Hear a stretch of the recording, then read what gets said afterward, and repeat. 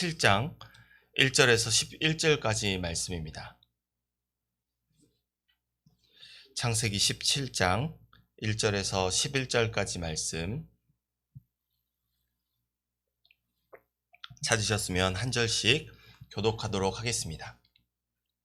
아브라함이 99세 때에 여호와께서 아브라함에게 나타나서 그에게 이르시되 나는 전능한 하나님이라 너는 내 앞에서 행하여 완전하라.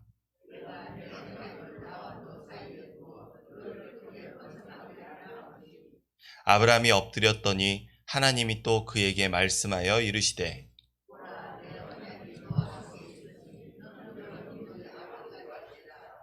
이제 후로는 내 이름을 아브라함이라 하지 아니하고 아브라함이라 하리니 이는 내가 너를 여러 민족의 아버지가 되게 함이니라. 왕성하게 하리니 내가 내게서 민족들이 나게 하며 왕들이 내게로부터 나오리라. 내가 내 언약을 나와 너 및 내 대대 후손 사이에 세워서 영원한 언약을 삼고 너와 내 후손의 하나님이 되리라. 내가 너와 내 후손에게 내가 거류하는 이 땅 곧 하나안 온 땅을 주어 영원한 기업이 되게 하고 나는 그들의 하나님이 되리라. 하나님이 또 아브라함에게 이르시되 그런즉 너는 내 언약을 지키고 내 후손도 대대로 지키라. 너희 중 남자는 다 할례를 받으라. 이것이 나와 너희와 너희 지킬 내 언약이니라. 함께 읽겠습니다. 너는 포피를 베어라. 이것이 나와 너희 사이의 언약의 표징이니라. 아멘. 할렐루야. 오늘도 새벽을 깨워 기도로 하루를 여시는 모든 성도 여러분들 가운데 주님의 강한 손과 펴신 팔이 세우시고 형통하게 하시는 은총이 함께하기를 간절히 소원합니다. 오늘 이 본문의 말씀을 통해 내 마음에 새긴 할례라는 제목으로 함께 기도하고 은혜 받을 수 있기를 소원합니다. 오늘 본문의 말씀에서 아브라함의 이름이 아브라함으로 바뀌게 됩니다. 그런데 그 배경을 조금 살펴보게 되면은 좀 부끄럽기까지 합니다. 오늘 말씀에서는 아브라함은 자손을 주시리라 약속하신 하나님을 의심하고 사레의 여종 하갈과 동침하여 이스마엘을 낳게 된 뒤에 하나님 앞에 서게 됩니다. 믿음이 없음이 드러나는 아브라함의 순간이 아닐 수 없습니다. 그 믿음이 없는 채로 하나님 앞에 아브라함이 서게 됐는데 그 하나님께 책망도 좀 받아야 할 것 같고 혼도 좀 나야 될 것 같은데 아브라함을 오히려 축복하시고 그의 이름을 아브라함이라 바꾸시며 이전보다 더 구체적인 언약을 맺으시는 하나님을 우리는 발견하게 됩니다. 바로 이 언약을 하나님과 아브라함이 맺었다는 증거가 바로 할례입니다. 할례는 율법과 함께 하나님의 택하신 백성 이스라엘에게 주신 거룩한 증거입니다. 구체적으로 할례는 남성의 성기에 포피를 베는 의식인데 하나님은 오늘 본문에서 아브라함과 언약을 맺으시며 이에 대한 합당한 믿음의 반응으로 아브라함과 그 가정의 모든 남자들에게 할례를 행하도록 명령하십니다. 우리가 잘 알듯이 하나님은 믿음의 조상 아브라함과 언약을 맺으셨습니다. 온전한 순종을 요구하신 하나님은 그 말씀에 믿음으로 순종하여 본토와 친척과 아비의 집을 떠난 아브라함과 하늘의 무별과 같은 많은 자손을 얻게 될 복을 그에게 약속해 주셨습니다. 그리고 오늘 이 창세기 17장에서는 그 복이 좀 더 구체적으로 주어지게 됩니다. 이전보다 아브라함이 심히 번성해지는데 높임을 받는 아버지라는 뜻의 아브라함이 아니라 이제는 여러 민족의 아버지, 즉 열국의 아버지라는 아브라함이라는 이름으로 바뀌게 됩니다. 수많은 왕들이 아브라함에게서 나오고 하나님께서 그런 아브라함과 그의 후손의 하나님이 되어 주시겠다고 약속하십니다. 그리고 하나님은 가나안 땅을 아브라함과 그의 자손의 영원한 기업으로 주시겠다고 확증하십니다. 우리 4절에서 8절 말씀 다시 한번 읽어보겠습니다. 보라, 내 언약이 너와 함께 있으니 너는 여러 민족의 아버지가 될지라. 이제 후로는 내 이름을 아브라함이라 하지 아니하고 아브라함이라 하리니 이는 내가 너를 여러 민족의 아버지가 되게 함이라. 내가 너로 심히 번성하게 하리니 내가 내게서 민족들이 나게 하며 왕들이 내게로부터 나오리라. 내가 내 언약을 나와 너 및 내 대대 후손 사이에 세워서 영원한 언약을 삼고 너와 내 후손의 하나님이 되리라. 내가 너와 내 후손에게 내가 거류하는 이 땅, 곧 가나안 온 땅을 주어 영원한 기업이 되게 하고 나는 그들의 하나님이 되리라. 아멘. 이렇게 아브라함을 아브라함으로 바꾸시고 죄 많은 세상에 새 역사를 시작하시는 하나님은 죄인 되었던 우리의 이름을 그리스도인이라 바꿔 부르시고 기도와 말씀의 자리로 부르신 동일한 하나님이신 줄 믿습니다. 오늘 본문의 언약과 더불어 아브라함과 맺으신 모든 축복의 약속은 연약하고 하찮은 아브라함이 그의 육신의 연약함을 짊어지고 하나님을 바라보았을 때 주신 은혜였습니다. 때문에 나는 안 돼. 나는 이제 힘이 없어. 젊은 사람들이 많은데 라는 수동적인 생각을 우리가 가져서는 안 됩니다. 우리의 약함은 하나님의 강함입니다. 심지어 아브라함이 무엇을 하고 하지 않고는 하나님에게 그리 중요하지 않습니다. 하나님께서 언약을 맺어 주셨으니 그의 이름을 위해 반드시 이루어 주십니다. 때문에 내일 살펴볼 말씀인 15절에서는 그냥 언약을 받고 있는 아브라함의 이름이 이미 아브라함으로 바뀌어 있는 것을 알 수 있습니다. 이처럼 하나님이 이루시는 언약의 약속은 영원하고 완전하며 반드시 이루어집니다. 그러나 기억해야 할 것이 하나 있습니다. 이 언약의 약속은 가만히 있으면 하늘에서 뚝 떨어지는 것이 아닙니다. 이루시는 분은 하나님이시지만 받아 누리는 사람은 아브라함입니다. 다시 말해서 죄인입니다. 죄인의 방법이 아니라 이 언약을 맺으시는 하나님의 방법으로 이 언약에 반응하는 것이 필요한데 하나님은 친절하게 이를 아브라함에게 설명해 주시며 할례를 통해 언약을 대하는 그의 믿음을 요구하십니다. 우리 8절에서 11절 말씀 함께 읽겠습니다. 내가 너와 내 후손에게 내가 거류하는 이 땅, 곧 가나안 온 땅을 주어 영원한 기업이 되게 하고 나는 그들의 하나님이 되리라. 하나님이 또 아브라함에게 이르시되 그런즉 너는 내 언약을 지키고 내 후손도 대대로 지키라. 너희 중 남자는 다 할례를 받으라. 이것이 나와 너희와 너희 후손 사이에 지킬 내 언약이니라. 너희는 포피를 베어라. 이것이 나와 너희 사이에 언약의 표징이니라. 아멘.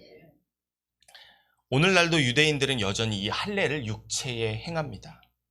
또한 율법을 지키며 자신들이 하나님의 택하심을 받은 거룩한 백성들이라고 주장합니다. 틀린 말은 아닙니다. 그러나 율법의 명령은 모든 율법을 완성하시고 심지어 온 인류의 죽음의 저주마저도 십자가에서 모두 이루기 위해 세상에 오신 예수님이 오시기 이전까지만 유효한 것입니다. 사도 바울은 이러한 이해를 가지고 전도 여행을 다니며 더 이상 할례를 할 필요가 없음을 전했습니다. 왜냐하면 할례나 율법을 통해 하나님의 거룩한 백성이라는 증거를 몸에 드러내는 것이 중요한 것이 아니라 오직 예수 그리스도를 믿음으로 구원받아 하나님의 참된 자녀가 되는 것이 더욱 중요하기, 아니 그것이 유일한 방법이기 때문입니다. 이는 본문의 아브라함에게도 동일하게 적용됩니다. 아브라함이 하나님의 언약의 약속을 받아 누리게 되는 이유는 할례 때문입니다. 할례 때문이 아닙니다. 오히려 언약의 약속을 맺어주신 하나님을 향한 믿음이 있기 때문입니다. 할례는 그저 몸에 행한 표이기 뿐이지 할례 이면에는 그러한 언약을 맺어주시는 하나님을 신뢰한다는 믿음 때문에 지금 아브라함의 이름이 아브라함으로 바뀌고 있는 것입니다. 바로 이 하나님을 향한 믿음이 연약한 죄인에 불과한 아브라함을 오가는 모든 세대의 믿음의 조상으로 거듭나게 한 유일한 원인이자 이유입니다. 이런 아브라함의 믿음에 대해서 히브리서 11장 10절에서는 그가 하나님이 계획하시고 지으실 터가 있는 성전을 바랐음이라 라고 전하고 있습니다. 이처럼 하나님의 거룩한 백성이란 율법과 할례가 아니라 그것이 가리키고 있었던 예수님을 믿는 믿음으로만 가능한 것입니다. 때문에 거룩한 백성의 증거로 주신 율법의 본래 기능은 그것을 지키고 지키지 않고의 문제가 아닙니다. 오히려 율법을 지킬 수 없는 현실 앞에서 이스라엘 백성이 여전히 죄 많은 연약하고 부족한 죄인에 불과하는 사실을 드러내는 것이었습니다. 그래야만 겸손한 마음을 가지고 나 자신이 아닌 뱀의 머리를 상하게 할 자를 주시겠다고 약속하신 그 여인의 후손을 믿고 바라볼 수 있게 되기 때문입니다. 그렇다면 율법의 기능이 이러한데 할례의 기능이란 무엇일까요? 단순히 몸에 표시하는 것이 전부일까요? 만약에 그렇다면 여기 계신 여자분들께서는 아무런 해당 사항이 없을 것입니다. 하지만 그렇지 않습니다. 본문에 따르면 당시 아브라함의 나이는 99세였습니다. 이전에 창세기 12장에서 순종으로 언약을 받았을 때에도 하나님은 자손을 약속하셨는데 이제는 시간이 더 지나서 그가 나이가 99세가 되었습니다. 아브라함이 175세에 죽게 되는데 당시의 수명이 오늘날보다 더 길었다고 하더라도 그는 이미 인생의 절반을 지나게 되었고 그때까지도 그에게는 그 태에 자손이 한 사람도 없었습니다. 그런데도 하나님은 계속해서 자손을 주시겠다고 말씀하십니다. 마치 하나님께서 현실의 문제로 골치 아파하는 아브라함에게 이렇게 말씀하시는 것 같습니다. 너 말고 내가 한다고. 너가 아니라 나라고. 여러분의 귓가에는 이렇게 들리지 않으십니까? 그렇습니다. 할례는 이 할례를 요구하시는 하나님의 그 원하시는 바는 바로 믿음이었습니다. 아브라함은 지금 믿음의 시험을 받고 있는 것입니다. 할례는 남성의 성기에 포피를 일부 잘라내는 의식입니다. 이 과정에서 반드시 피를 흘려야 합니다. 때문에 이 할례의 고백에는 이전에 아담이 물려준 타락한 죄인의 몸에 피를 흘려 자신이 죽음으로 모든 죄악을 제거하고 언약을 맺으신 하나님을 믿는 믿음으로 거듭난다는 고백이 담겨 있습니다. 이것이 바로 언약을 맺으신 하나님께 아브라함이 보여야 할 할례, 즉 믿음의 표시였습니다. 그리고 이 약속은 창세기 15장 13절에서 하나님께서 말씀하신 대로 400년간 객이 되었다가 다시 약속의 땅으로 돌아오는 아브라함의 자손인 이스라엘 백성들에게도 동일하게 요구되는 표시였습니다. 그렇다면 여러분이 생각하기에 이 표시를 몸에 해야 할까요? 아니면 마음에 해야 할까요? 모세는 가나안 땅을 바라보며 모압 평야에 선 아브라함 자손들에게 아브라함에게 요구되었던 동일한 할례를 요구합니다. 그런데 오늘 본문의 말씀과 표현이 조금 다릅니다. 아니, 모세는 더욱 본질을 말하고 있습니다. 제가 그 말씀 함께 읽어드리겠습니다. 여호와께서 오직 내 조상들을 기뻐하시고 그들을 사랑하사 그들의 후손인 너희를 만민 중에서 택하셨음이니 오늘과 같으니라. 그러므로 너희는 마음의 할례를 행하고 다시는 목을 곧게 하지 말라. 신명기 10장 15절에서 16절 말씀입니다. 저는 이 말씀이, 이 마음의 할례를 행하라는 말씀이 오늘 본문의 말씀에 믿음을 요구하시는 하나님의 그 할례와 같은 할례라고 믿어 의심하지 않습니다. 사랑하는 성도 여러분, 하나님은 오늘 말씀을 통해 아브라함에게나 약속의 땅에 들어가는 아브라함의 자손에게나 그리고 우리 모두에게나 동일한 한 가지를 요구하십니다. 그것은 죄인에 불과한 우리를 하늘의 축복을 누리는 존귀한 하나님의 자녀로 거룩한 백성으로 거듭나게 하는 바로 믿음입니다. 그것은 나의 행위나 공로로 몸에 새기는 표시가 아닙니다. 누군가에게 잘 보이고 드러내는 증거가 아니라 하나님만 확인하실 수 있도록 마음에 새기는 할례라는 이 믿음의 표시입니다. 그 믿음이 우리를 살리고 하나님의 언약의 약속을 받아 누리게 합니다.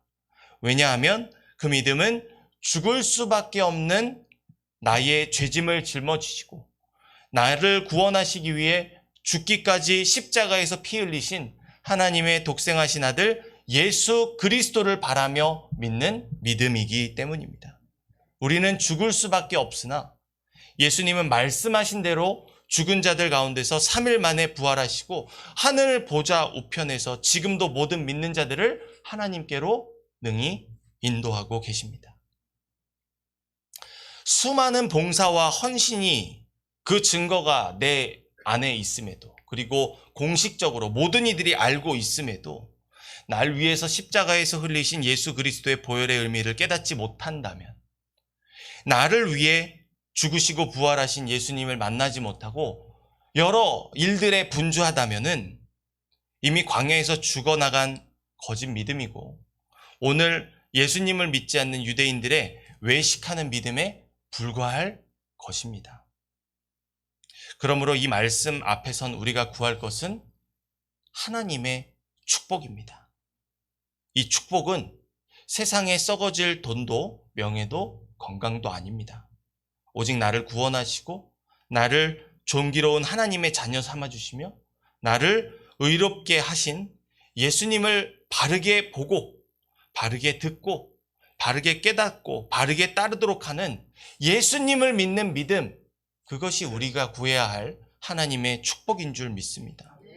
우리가 구할 것은 이 믿음뿐입니다. 이 믿음만이 죄 많은 어두운 세상 속에서 나를 살리고 숨쉬게 하며 진리 안에 빛 가운데 거하게 할 줄 믿습니다. 우리는 이미 거룩한 하나님의 왕 같은 제사장들입니다. 때문에 우리는 세상의 방식이 아닌 하나님 나라의 방식, 곧 믿음으로 살아가야 합니다.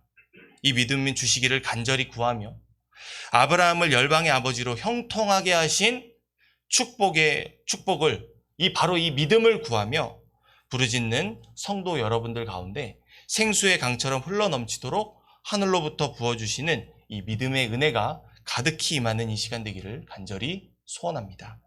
기도하겠습니다. 자비로우신 아버지 하나님, 크신 은혜와 사랑에 감사합니다. 우리의 마음의 중심을 살피시는 아버지께서 그 하나님을 믿는 믿음으로 거듭났다는 바로 그 믿음의 증거 우리의 마음속에 새겨주시고자 오늘 이 기도의 자리로, 부르짖는 자리로 불러주신 줄 믿습니다. 아버지 하나님, 나의 행위가 드러나기에 혈안이 되는 것이 아니라 아버지 하나님을 믿는 믿음의 그 깊이가 더욱더 깊어지는 이 시간 되기를 간절히 소원합니다. 아버지 하나님, 그 믿음의 깊이를 더할 방법을 알지 못하니 우리가 주님 앞에 기도합니다. 간절히 부르짖습니다. 아버지 하나님, 연약한 이 신명기 시대에 이스라엘 백성들에게 마음의 할례를 새기라고 요구하신 하나님께서 이후에는 내가 너희의 마음에 이 할례를 새겨주리라, 그 허락하신 축복의 은총이 우리 안에 가득히 새겨지기를 소원합니다. 아버지 하나님, 우리 마음에 깊이 새겨진 그 믿음, 다름 아닌 그 십자가의 자국을 의지하며 오늘 하루의 삶을 주님만을 의지하며 살아가기를 간절하게 소원하오니 아버지 하나님, 부르짖는 모든 이 주님의 백성들의 간구마다 한량없는 은총으로 베풀어 주시되 썩어질 세상의 복이 아닌 하늘의 축복, 곧 충만한 믿음을 부어 주시옵소서. 그 믿음이 나를 살게 하고 그 믿음이 오늘 우리를 주의 길로 인도할 줄 믿습니다. 신실한 믿음을 가지고서 주님을 따르기 원하오니 성령 충만의 은총을 베풀어 주시사 우리를 능한 길로 인도해 주시옵시고 아버지 하나님, 연약한 중에도 주님의 그 신실함으로 동행하여 주시옵소서.